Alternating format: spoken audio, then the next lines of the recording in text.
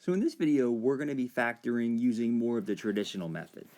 I'm also going to make a video using the crisscross method. You choose whichever one you want, completely 100% up to you.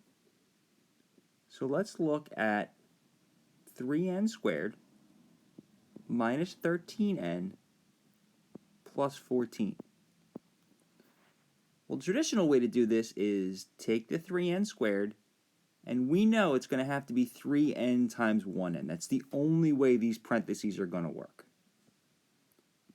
because there's only one way to get to 3. 3 times 1. Now I'm going to take my 14.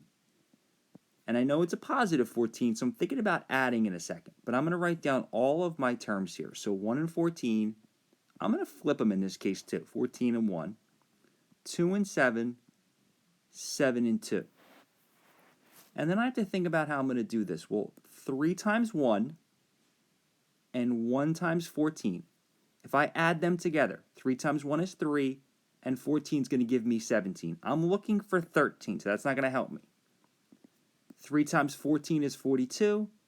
1 times 1 is 1. Not going to help me. When I add them together, it's too big. But when I do 3 times 2, I get 6. And I do 1 times 7, I get 7. 7 and 6 do make 13, because again, we're thinking about addition here. So now I just have to remind myself that whatever term I want to multiply by 3n is going to go over here because of the distribution. I wanted 3n times 2, so I'm going to put the 2 right in there. I wanted 1n times 7, so I'm going to put the 7 in there. This tells me that I added. It also tells me that my signs are the same. And I want negative 13. So I put a negative 7 and a negative 2. This is definitely more of a traditional algebra method. Completely up to you. Let's look at another example.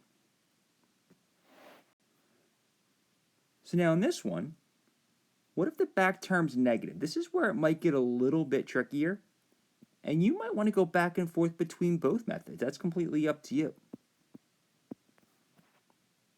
Well, I know first of all that 5m is prime.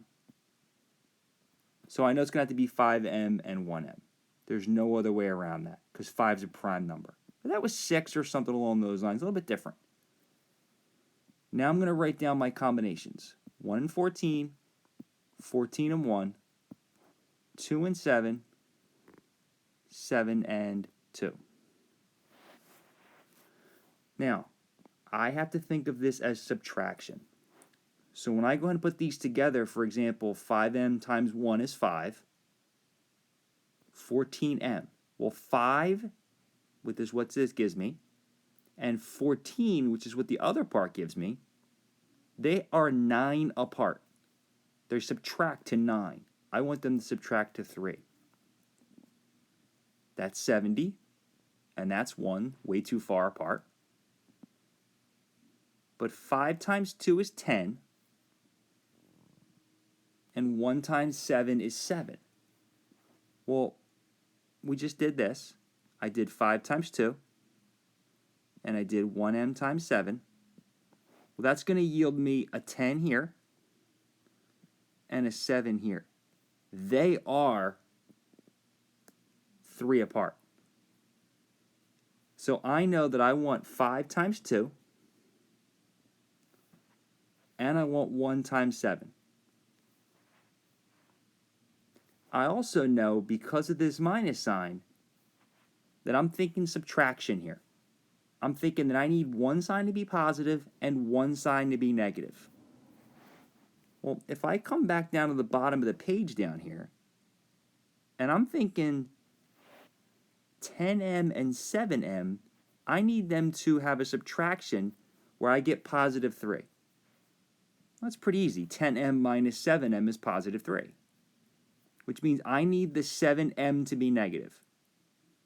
For that to happen, I need the minus sign to go with the 7 and the positive sign to go with the 2. If the question had been this,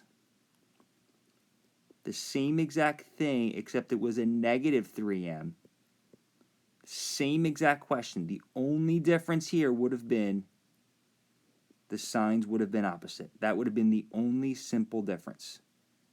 So if you end up with just one little change, everything else is identical, all that would have happened was the signs would have flipped. If you have any questions, let me know.